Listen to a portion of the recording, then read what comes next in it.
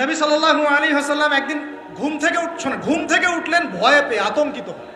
নবীজি ভয়ে পেয়ে আতঙ্কিত হয়ে ঘুম থেকে উঠে বলছেন, লা ইলাহা ইল্লাল্লাহ, লা ইলাহা ইল্লাল্লাহ, ওয়াইলুল লিল আরব, ওয়াইলুল লিল আরব মিন শাররি ক্বাদ ইকতারাব। আরব জাতির জন্য ধ্বংস, আরব জাতির জন্য ধ্বংস।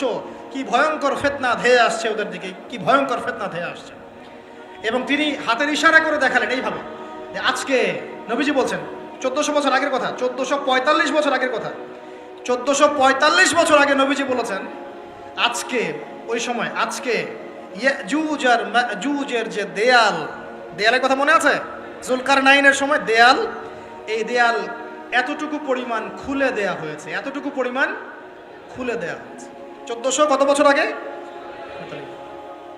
তখন তার স্ত্রী বলছেন, আনুহলিক ওয়াফিনা সালিহিন, আনুহলিক ওয়াফিনা সালিহিন ইয়া রাসূলুল্লাহ, হে আল্লাহ রাসূল সাল্লাল্লাহু আলাইহি ওয়াসাল্লাম, আমাদের মধ্যে ভালো মানুষরা থাকা সত্ত্বেও কি আমরা ধ্বংস হয়ে যাব?